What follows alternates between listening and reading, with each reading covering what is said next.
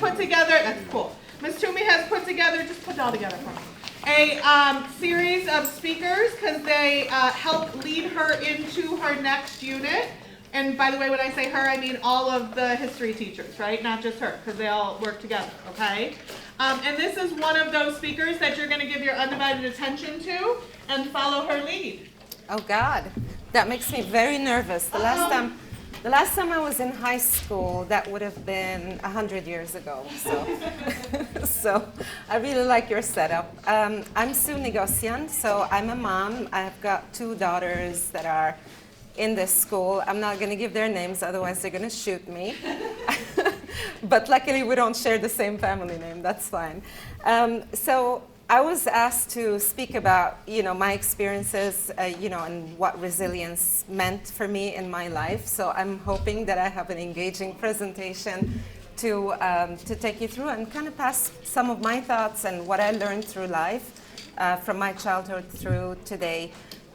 Overall, I'm basically Armenian, so I'm an Armenian by origin. My grandparents survived the Armenian genocide. I don't know if you guys are familiar with that term, but they basically managed to survive some of the massacres around World War I, and they settled in Lebanon. That's where my parents were born, and that's where I was born. So that makes me an Armenian Lebanese, and those are the flags of my nations, I guess. But what's interesting about living and growing up in Lebanon is I grew up in a very busy suburb, so you can see some of the sceneries. I mean, crammed up houses and narrow streets and everything. So it was very buzzing and very lively neighborhood. But I also got to see the Lebanese Civil War, and that basically started when I was 3 years old and ended when I was 21 years old. So all my life, I've grown up under lack of electricity, scarcity of food, being under the threat of missiles and bombs every single day. I mean, we would wake up, walk to my bus stop, and then at some point hear some people shooting at each other, and then I have to run back home. So it was very uncertain most of the time. We had canceled school overnight, and we had to wake up in the middle of the night, go down in the shelter. I mean, it was crazy. Days there would be without water, so we had to learn how to survive through a bucket of water and learn how to recycle it, make the most out of it. So quite toughening, I would say, for a little kid growing up my age. But it was also a lot of lessons learned there for me. At least we had no telephone, no electricity, obviously no TV and all that, but we sort of learned to make ourselves entertain ourselves, even if in the shelter with friends and family, and enjoy the little things that we had in life. So I thought that, although I hated every second of it, and nobody should be happy to be in an environment like that, I mean, literally this type of a scene would be around the corner from where I would live. So, and there's terrible images on the internet, unfortunately, but that's pretty much how it was. But yeah, it sort of built a bit of resilience into my character, I guess, I would like to think. But then 25 years later, I moved to Dubai. Who's familiar with Dubai? Awesome, that's great. And we were actually talking about Dubai in the prior hour. So I had I guess I was lucky to move to Dubai with my family. I was 25 years old, so that meant I had started my job in Lebanon. I had my car, I had my bunch of friends, all my social life going, and I just literally got unrooted or uprooted from that little pot of mine and then planted in this place that was not only culturally different. I mean, it's a Muslim state. Dubai is an emirate, actually, part of the United Arab Emirates. So this is the modern Dubai, but when I got there in '95, it was just desert. It was desert with a couple of patches of tarmac, little houses, and I mean, it wasn't that great, but that's where the prosperity was. Until today, there is no personal income tax in Dubai, so whatever you earn is your money, but you get to spend a lot as well, so you have to be really smart about it. But what I want to say is that it sort of opened up this gateway in front of me. It's such a melting pot. And one of the questions in the prior class was, well, where can I travel, to get the most out of the cultural immersion and interacting with people? I would say, hands down, Dubai is the place to go if you want to be exposed to 100 different ethnic groups, 10 different religions. Also, I mean, it's a 100% ultimate best definition of a melting pot of cultures and societies coming together. And what glues those societies is everybody's there because they want to have a career, they want to work, they want to make money, they want to send money back to their families, because the majority of the expatriate community there are either from the Indian subcontinent, so India, Pakistan, Malaysia, the Asia Pacific markets, or most of the Middle Eastern expats who, like me, left a war-torn country to try to make ourselves a nice, I guess, future in Dubai. So everyone's glued by that dream of living in peace collectively. I just want to work, I want to enjoy my life, and hey, I want to help my family back home. So that was really how we settled. So just FYI as well, the average annual temperature is 100 Fahrenheit, winter or summer. So I've been here for 2 years now, into my 3rd year in Michigan. And I would say a nice summer day here is what winter is like in Dubai. So there are only 2 seasons there. You got spring and summer. You don't have winter, you don't have fall. So my kids actually were born there, and until we got to Michigan, they had no clue of what 4 seasons were like, let alone what snow is like. So we've got massive shopping malls with artificial ski slopes all year round. You can just go snowboard, do your thing, and we've got the whole thing, but we don't have real snow there. So, but yeah, so I digress there a little bit, and I will digress quite a bit. But what I want to take away from this slide is that, again, I felt like, oh God, I have to restart my whole life again. Like, I gotta find a job, I gotta learn how to go by, I have to get a driver's license, all of this stuff, and make new friends, and who are these people? How can I talk to them? So, I mean, it was quite a bit of a stress for me. I remember the first 6 months I was depressed. I hated it. I just wanted to go back to Lebanon. I didn't care. But then, I just started, picking up slowly. And what I realized with that phase is I just lived week by week. Like, what do I have to achieve this week? What's my target this week? I just wanted to tick the little boxes and feel I'm in the moment. I didn't want to overwhelm myself with, oh my God, what if I don't get this? What if? I mean, we all overwhelm ourselves, and that is a no-go zone. Absolutely not. So I kind of trained myself to learn how to take things as they come, week by week. And I felt like that sort of helped me out with how I started to re-establish myself and find a job and get the car that I wanted, and start to establish my life again. And what was really cool about my life in Dubai is that I joined Ford Motor Company. So I worked back in 2000. I joined them, and I was actually the first woman to join an automotive manufacturer as their communications manager. So that meant that I would be telling all the guys in the Middle East, the journalists, from a girl, so there was the stereotypical mindset at the time. I would talk to them about cars, so that just didn't compute. But it was a fun experience at the end of the day. I mean, I spoke their language, so naturally from Lebanon, I speak Arabic. And I just started getting into it until a year later, one of the competitive automotive companies contacted my managing director and asked him, like, hey, how's that lady working out, for you guys? So it was really interesting to see that one by one, after I joined the industry, now actually I can say every single PR professional in the automotive manufacturer offices in the Middle East is a woman. So I'm happy to be the first. Tick the box. But that also gave me an opportunity to tour the region. That meant every single country from the Middle East to North Africa, from Saudi Arabia, yes, I've been to Saudi many times, through to Morocco. I got to go to all these places and talk to journalists and really learn more and more. All these different communities, different conversations, topics of interest. So that also gave me that really wide exposure into diversity and diverse communities and what those traditions meant to which nation. So really, really interesting experience there. And what kept me going, like I said, is being true to my values, my personal values. That was key to me.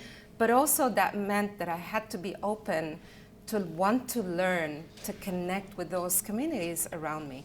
So that's really key, because the more you connect, the more you are more confident at the end of the day, because you can't live in your own bubble, right? I mean, that's not part of our human nature. I know everybody's a teenager in this room. I was a teenager. I also wanted to be like, okay, leave me alone, guys. I have no interest, whatever. But eventually, as you grow, you realize without connecting, you're not going to get anywhere.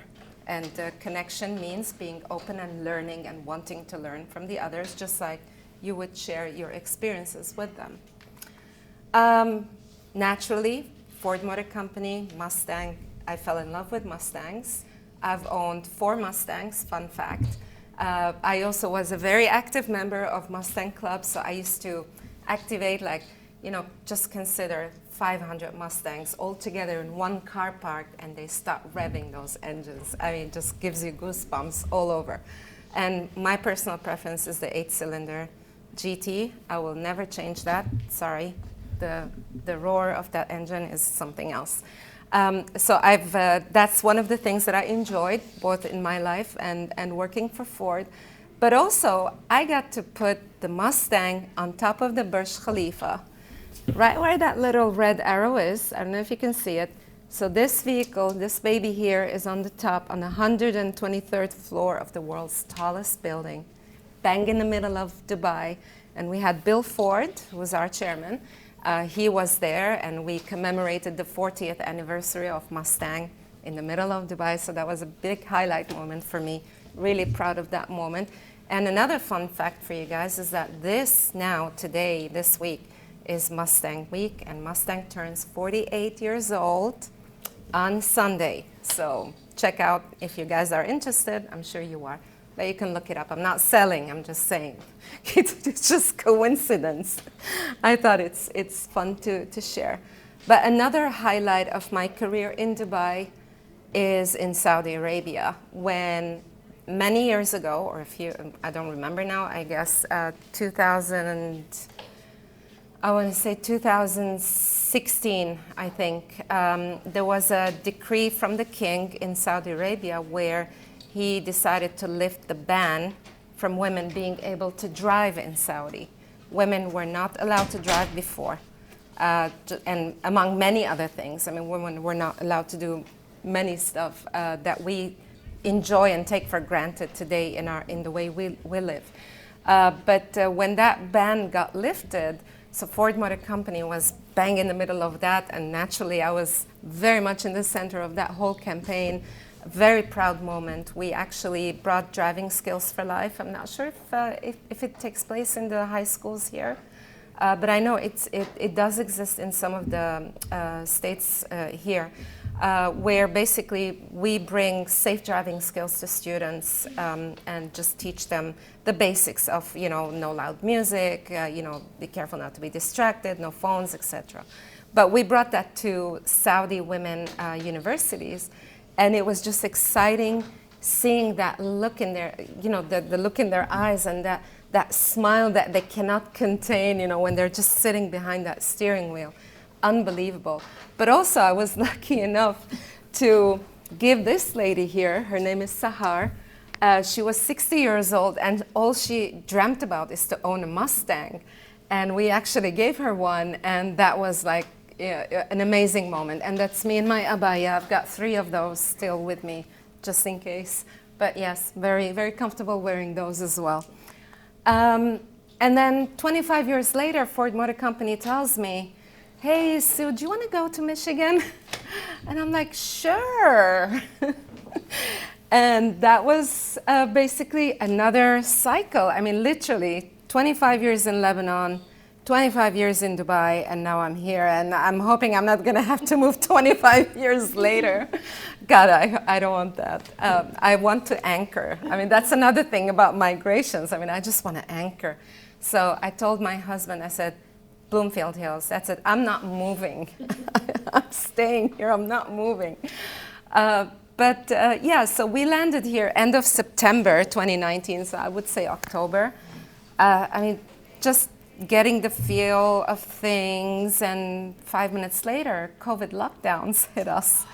So I'm okay personally because I know a lot of my colleagues here through my 22 years at Ford Motor Company, but my kids suffered the most because here I had a 12, a 14, and a 16-year-old that had left everything they knew back in Dubai or in South Africa, in the case of my stepdaughter. And, you know, they just couldn't meet anybody. They couldn't learn the new schooling system because they're used to the European educational system.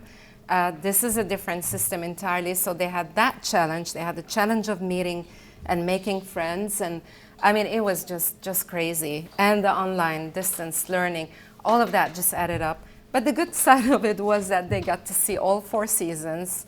I'm not sure about the 30-degree Fahrenheit, the 70-degree difference from Dubai to here, but hey, we're happy. I mean, we're settling nicely, I hope. I would want to say this, though. I mean, Bloomfield Hills School has been extremely accommodating to us. Not PR, but for real. My personal, our personal appreciation to that. We felt very welcome by the community here. Never felt out of place. My kids are, you know, making a lot of friends, some of whom are in this classroom. I'm not going to point fingers so that nobody recognizes who I'm talking about. And we actually bought a boat recently, so looking forward to discovering the Michigan shores this summer. I did get my boat at certificate as well, the safety certificate, so just saying. So what I want you guys to walk away with is, I mean, resilience. When you say resilience, I don't know if anyone's Googled the actual definition of that word, but we may consider it being like a strong character. It's not about that strength. What I want to say is resilience is more of an endurance, and it's the ability to bounce back from any difficulties that you face in your life. Life happens. I don't want to say the actual term, but things happen. Nothing is perfect. You're all now lucky to be in this beautiful bubble of your homes with your families, and you've got your parents looking after you. But also, as we grow into adult life, things, you know, challenges pop up. And what I want to walk away with is that your mindset is the starting point. It's very important, no matter how bad things are, that you say, you're in charge of how this unfolds for you. You are in charge of how you take the challenges. And it's not the end of the world. It will not be the end of the world as long as you take things in small targets, you know, because whatever you focus on, that's going to be amplified. Oh God, I hate my life. You know, that's it. Your whole world is going to be a dark cloud. But when you make that conscious effort to look at little wins during the course of the day even, not even the week, that's going to actually help you feel better that you're winning in a way, you know, kind of lie to yourself, trick yourself into believing that. And more importantly, things are temporary. You know, that expression about this too shall pass, it will pass, trust me. Nothing stays the same. Everything unfolds differently, and things are different the next day or the next week. Everything is temporary. Like I said, you know, focus on the now. If you're going to overwhelm yourself with, oh my God, what's going to happen in my SAT next year? Yeah, of course you're going to wind yourself up, and you're going to be all getting into that tension and creating complex thoughts in your head, just be in the moment, in the now. What do I have to deal with? I tell my daughter, I tell her all the time, look, just think about what homework you've got for this week. I don't want you to tell me what you've got next week or, what quiz you're not prepared with. I mean, everyone's got their own challenges, including me. I'm not perfect at all. But at least, I say, focus on what you have to achieve now and just take it one step at a time. It's not the end of the world. And at the end, like I said, give yourselves a break. One thing also I always preach to my kids, and I would preach to you if you allow me, is that always choose progress over perfection. You don't have to be an A student, and I tell my kids that I don't want an A grade, I don't want to see an A grade, but I want to see a D become a C minus. Just that little step, show me progress. I don't want the perfect grade.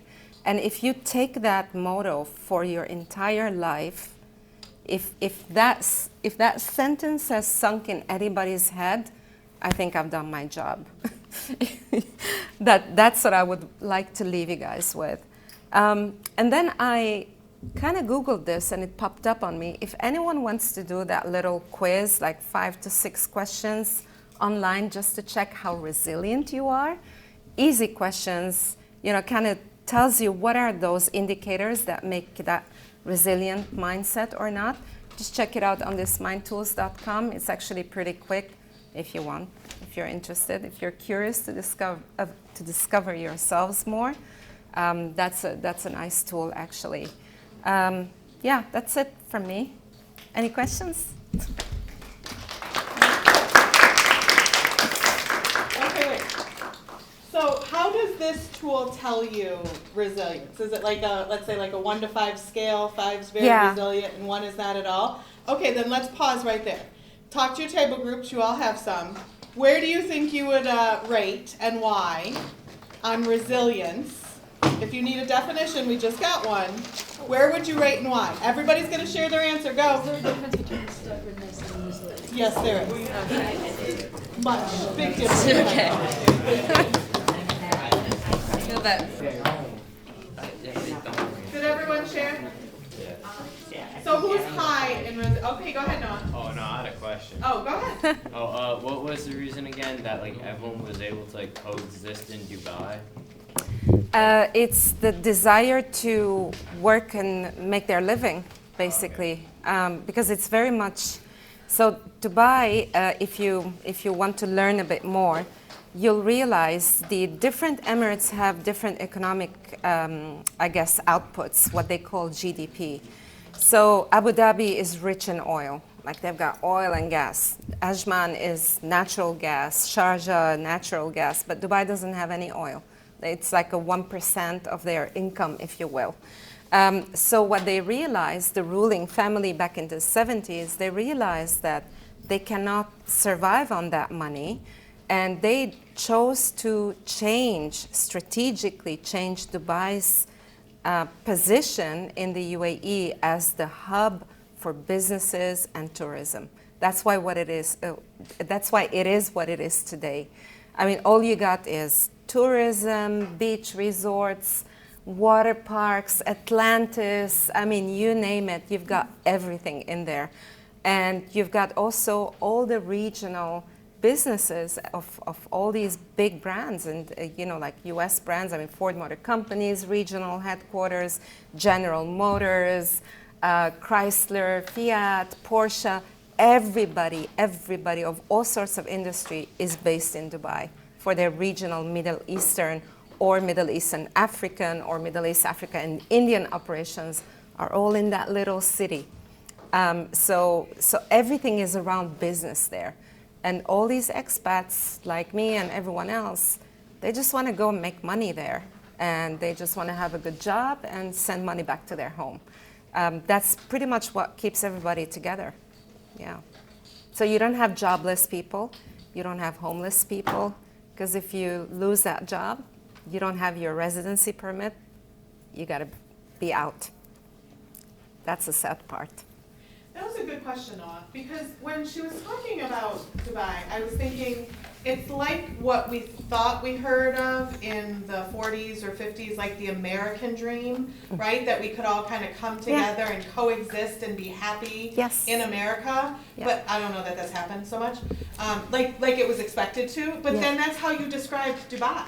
Yeah. And so I love Noah's question because I wondered the same thing. Yeah. And it is a very safe place, by the way. I mean, you can walk around 3 o'clock in the morning in the middle of the desert with all your diamond jewelry. Nobody will even look at you. And if you're in trouble, they will help. People will help each other. Yeah, it's I have to say, it's very much of a utopia.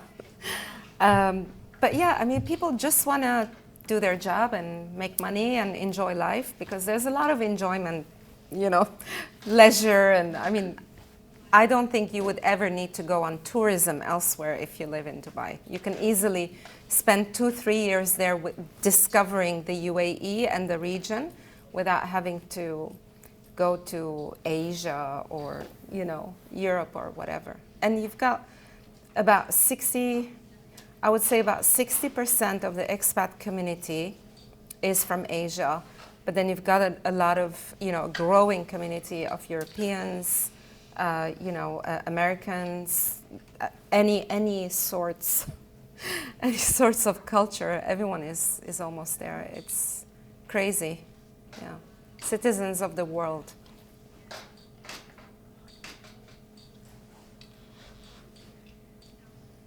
Other questions? All right, well, what did you find about your resiliency? What do you think about your resiliency? Because you're going to find it when you take this quiz. What'd you think? Nobody's going to share? I don't think it's like. No, I know, but what do you think? I wanted you to think about it first, then you can take it. There is no perfect answer.